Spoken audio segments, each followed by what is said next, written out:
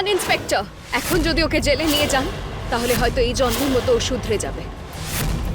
আমার বাড়ির লক্ষ্মী এতদিন পরে ফিরে এসেছে, তার গৃহপ্রবেশ আরতি করে করতে হবে। আমি রাগের মাথায় জেনে বুঝে তোমাকে বিয়ে করেছিলাম। এই স্বামী স্ত্রীর সম্পর্ক তোমার উপর চাপিয়ে দিয়েছিলাম। এই একই ভুল আমি আবার করতে চাই না। এই স্বামী স্ত্রীর সম্পর্কে যত টাইম লাগার সেটা লাগুক, কিন্তু আমাদের বন্ধুত্ব সেটা পাশ করে গেছে। কিন্তু তুমি তো পড়াশোনা জানো, আমাদের এই বন্ধুত্বটাও ভালো করে পড়াশোনা করিয়ে, কি বলে ওটাকে, বিএ, এমএ আর সব থেকে টপ পিএইচডি, হ্যাঁ পিএইচডি করিয়ে দাও। আমি শুধু বকবক শুনতে চাই সারা জীবন, আর কিচ্ছু চাই না আমি। हर आस तुझसे शुरू हो, हर सांस तुझ पर खत्म, धड़के तू दिल बन के हम में, तब जाके जीते हैं हम। तेरी मोहब्बत है यारा, हम पर रब का करम, धड़के तू दिल बन के हमें, तब जाके जीते हैं हम। तू जाने न तेरी खैर के, हर दम में दम हम भरे, पिया साबुरे से, पिया साबुरे से,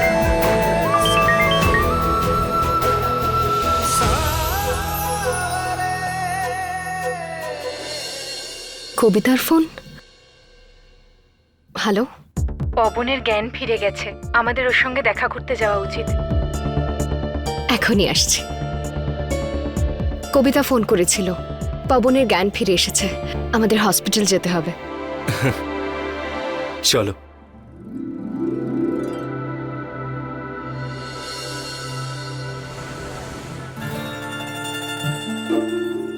কেমন আছো পবন?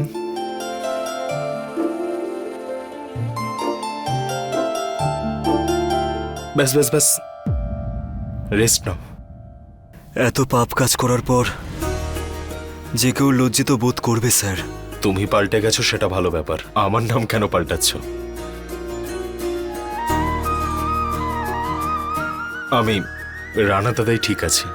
আমি টাকার লোভে বউ বাচ্চা সব কিছু ভুলে গিয়েছিলাম, কিন্তু আপনাদের দুজনকে দেখে আমি বুঝতে পারলাম যে প্রেম আর পরিবারের থেকে বড় আর কিচ্ছু হয় না। আপনি তো আমার সাহেবই হলেন, তাই না সাহেব? অভাব সবসময় একটা মানুষকে না বাধ্য করে তোলে ভুল রাস্তা বেছে নেওয়ার জন্য, কিন্তু তুমি সঠিক রাস্তায় ফিরে এসেছো। এটা সবাই করতে পারে না। এবার মাথা উঁচু করে বাঁচো আর সততার সঙ্গে সংসার চালাও। হ্যাঁ, কিন্তু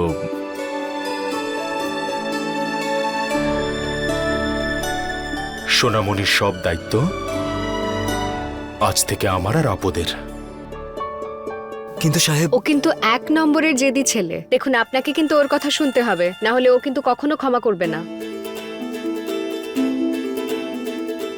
আপনাকে আমার কবিতা, এই মিষ্টি সোনাটার খুব ভালো করে যত্ন নিতে হবে। আমি যেন কোনো অভিযোগ না শুনি। আমরা আসি। হ্যাঁ,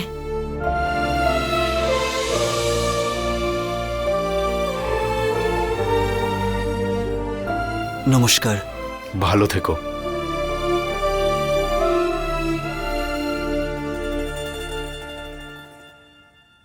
রানা, আমি তো জানতাম না যে তোমার এত ভালো ভালো আইডিয়াজ রয়েছে। আরে এই শহরের লোকেরা কি আর এমনি এমনি আমাকে আইডিয়ার রাজা বলে ডাকে? তুমি আমায় কতটাই বাঁচিয়ে নাও, এখনো সারাটা জীবন বাকি। আস্তে আস্তে জেনে যাবে আমায়।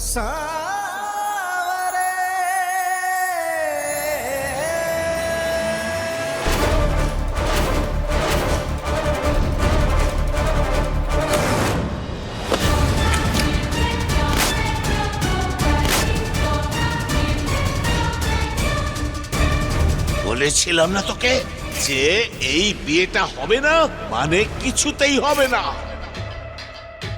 ওই বাড়ির পুরো সম্পত্তির অধিকারী হবে আমার ছেলে। ওই মিঠির হাতে যেন কানা করিও না পড়ে। ওই ত্রিপাঠী পরিবারের কেউ জানবার আগেই আমাকে মিঠিকে ওখান থেকে সরিয়ে ফেলতে হবে।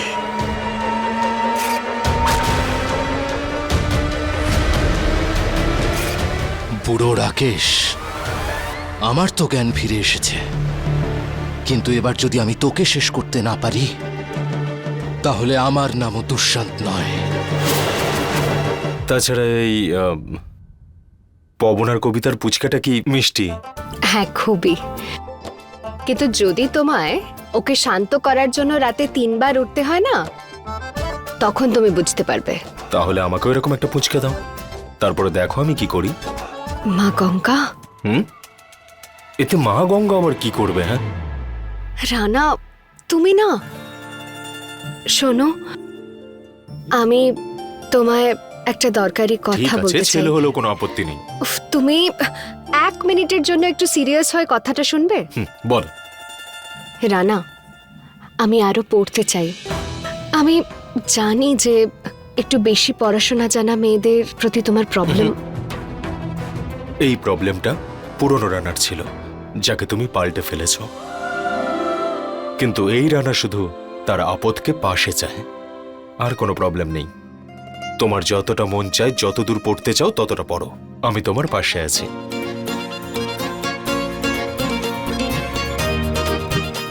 মা গঙ্গা, আমার আনন্দকেও কালো টিকা পরিয়ে দাও।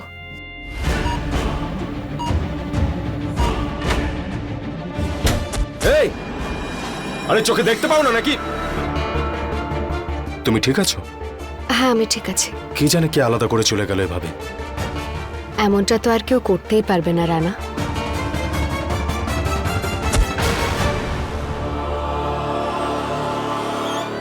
কিন্তু ও কে ছিল? কেমন চেনা চেনা লাগলো। আমাকে আটকালে কেন? ওরা এমন অবস্থা করতাম না যে ছেড়ে দাও না। ও বেচারা সবে হসপিটালের রুম থেকে বেরিয়েছে, আর তুমি এদিকে আবারও ওকে ওই রুমে পাঠানোর কথা বলছো। চলো।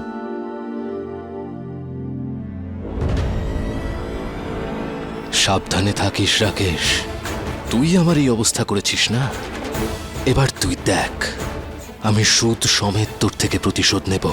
আমি তোকে, তোর ছেলে আর তোর পুরো পরিবারের এমন অবস্থা করব না যে তোর মনে থাকবে।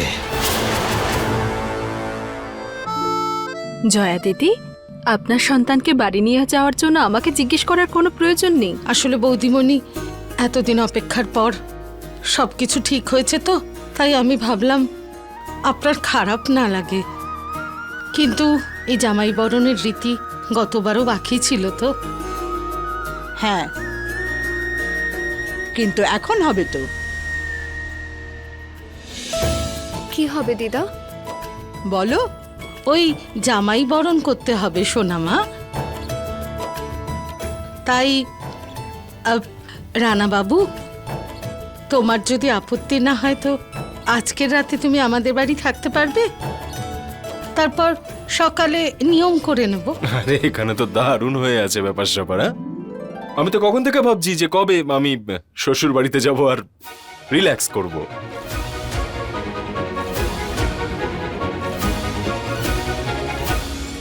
মা, বাবা কোথায়? দেখ মা, তুই তো জানিসই উনি আমাকে আর কোথায় বলে যান। আর তাছাড়া ফোনও তো ধরেন না, কিন্তু কোনো কাজেই গেছেন হয়তো।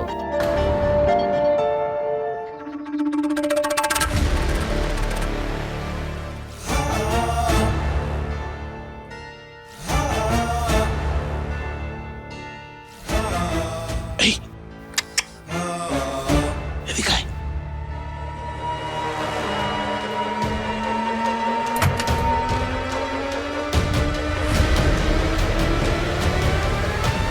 এক নম্বরের বিলিতি নেশার জিনিস, কখনো জীবনে এটা খাওনি। এটা ধরো আর কাজটা যেন হয়ে যায়। বুঝে গেছো? ওই বডিটার চল।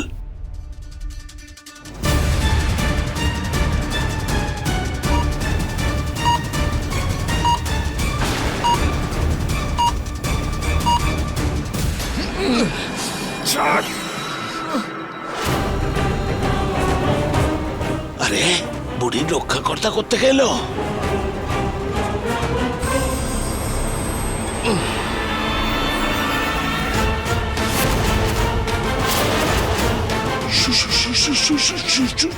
সুশান্ত, মাস্ক লাগা, লাগা মাস্ক।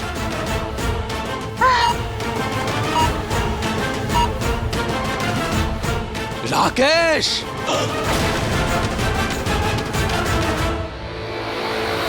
কত রাত হয়ে গেছে, বাবার তো এতক্ষণ চলে আসার কথা ছিল না। আমি ফোন করছি। আরে বাপরে, এই সুশান্ত বাইরে বেরিয়ে পালান কি করে হয়ে গেল?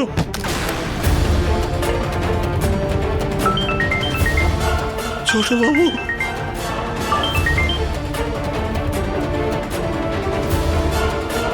ছোট বাবু, ছোট বাবু আমাকে মেরে ফেলবে। কাকা, হ্যালো হ্যালো হ্যালো।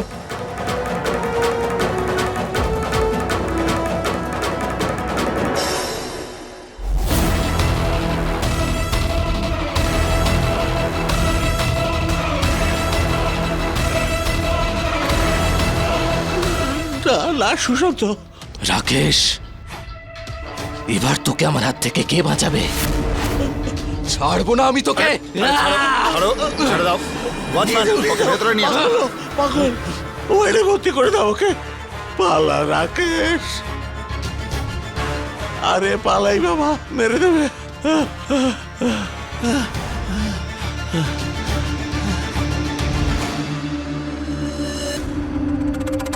বেঁচে গেছি, অ্যাকচুয়ালির জন্য বেঁচে গেছি, বেঁচে গেছি।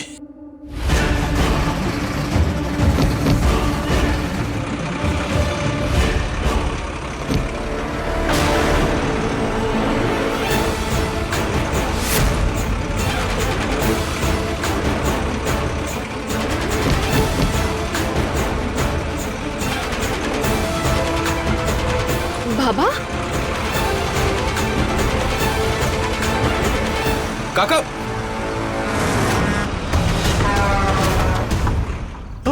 মেরে দেবে। বাবা, তুমি ঠিক আছো তো? না, ওই ট্রাকওয়ালাটা আমার মারতে এসেছিল। মেরে দেবে, মেরে দেবে। কাকা, ওই ট্রাকের লোকটা এতবার হর্ন মেরেছে যে ওর হাত ব্যথা হয়ে গেছে বোধহয়। তুমি শুনলে না কেন? বাবা, এই নাও জল। বাবা, ওই ট্রাকের লোকটা তো তোমার শত্রু নয়। তুমি কি দেখেছো ওর ড্রাইভার কে ছিল? সুশান্ত, সুশান্ত।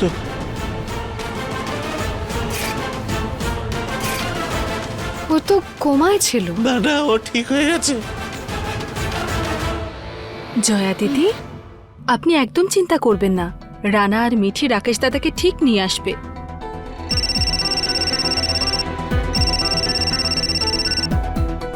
হয়তো ওরাই ফোন করেছে। হ্যালো হ্যালো মা, মা আমাদের ক্ষমা করে দিন, আমরা খুব বড় ভুল করে ফেলেছি মা। মা, বৌমা তো মেয়ের সমান, বলুন আপনার এই অভাগা মেয়েকে ক্ষমা করে দিন মা, আমরা খুব বড় ভুল করে ফেলেছি মা।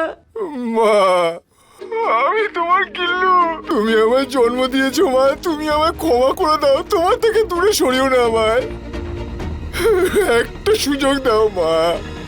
হ্যাঁ শোন, মায়ের কর্তব্য হলো সন্তানকে ক্ষমা করা, মায়ের এটাও কর্তব্য সন্তানকে শাস্তি দিয়ে তাদের সঠিক শিক্ষা দেওয়া। আর এই পরিবারের প্রতিও আমার কিছু কর্তব্য আছে।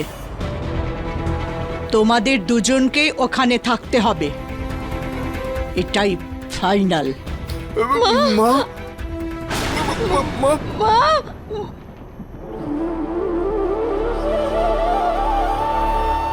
মা,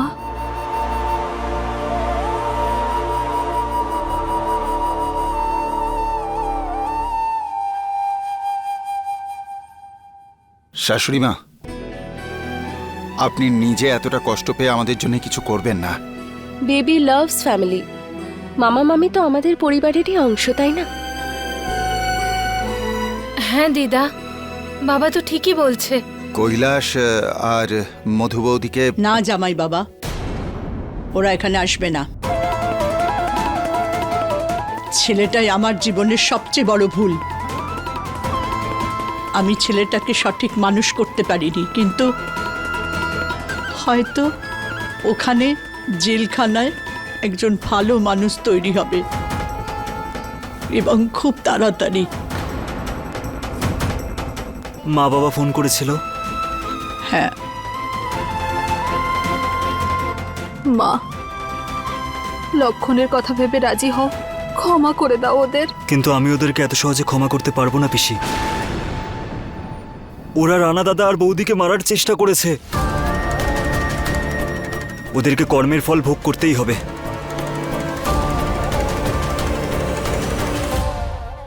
ছোট বাবু, আমি সত্যি বলছি, ওটা সুশান্তই ছিল। ও আমাকে মারতে চাইছে, সত্যি শান্ত বলছি। হও, এক্ষুনি জানতে পারা যাবে। চলো এসো ওখানে এসো এসো।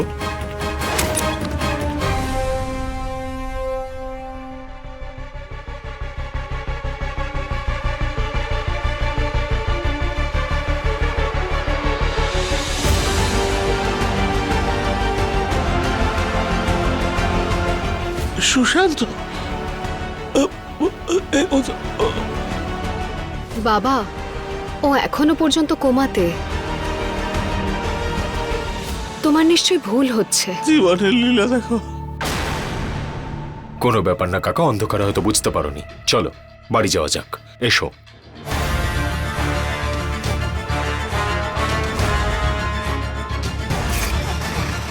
রানা মিঠি এসে গেছে, এবার তো আমাকে আরো বড় চাল চালতে হবে।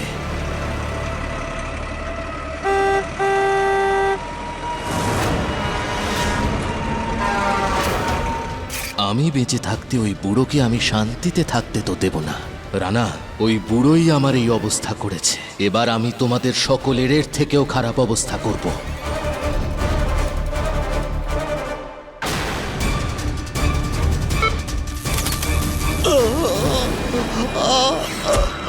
বাবা,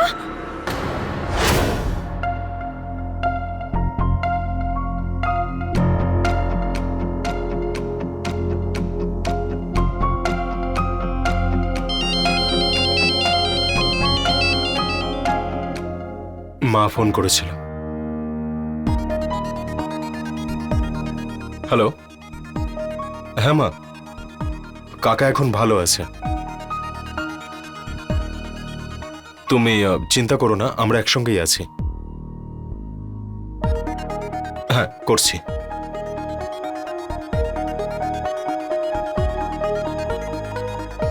মা, ডক্টর বলেছে তো সবকিছু ঠিক হয়ে যাবে। তুমি এত টেনশন করো না।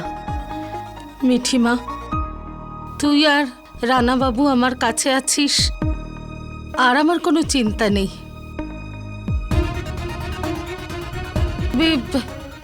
অনেক রাত হয়ে গেছে, এক কাজ কর, তোরা দুজনে গিয়ে বিশ্রাম নে। আমি আছি তো এখানে। যা মা, আর কাল নিয়ম কানুনও আছে, যা।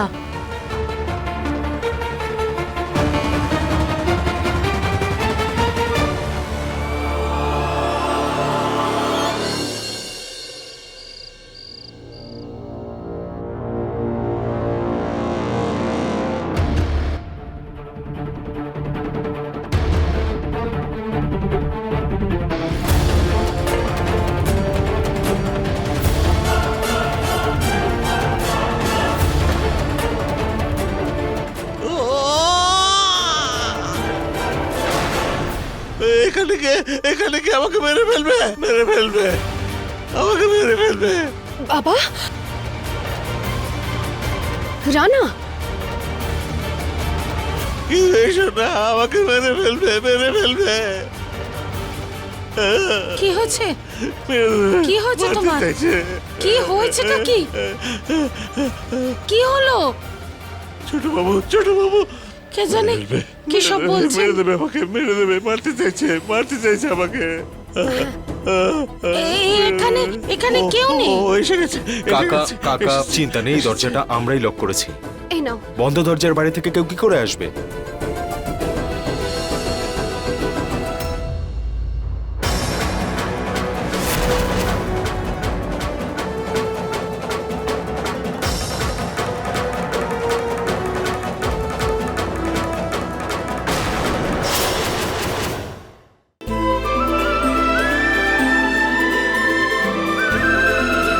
সত্যি বলছি, ভাই এসেছিল।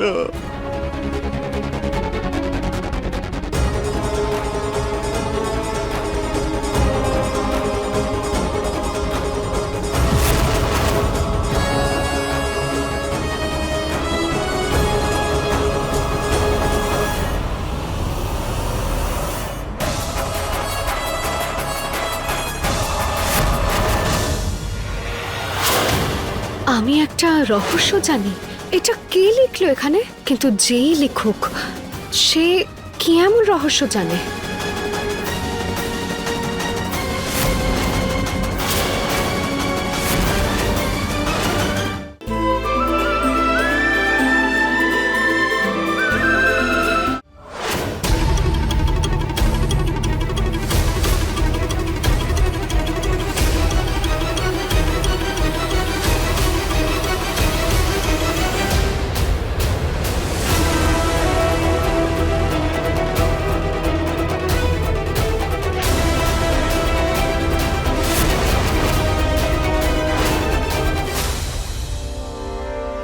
বুড়ো রাকেশ মিঠির সঙ্গে আমার বিয়ে হতে দেয়নি।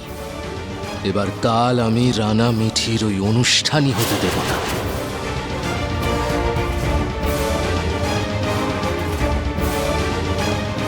আমি একটা রহস্য জানি। হে মা গঙ্গা, এটা কে লিখেছে এখানে? কিন্তু কিন্তু যেই লিখে থাকুক সে কোন রহস্য জানে? সেই বহু বছরের পুরনো সত্যি যে রানা এই বাড়ির জামাই নয়, ছেলে।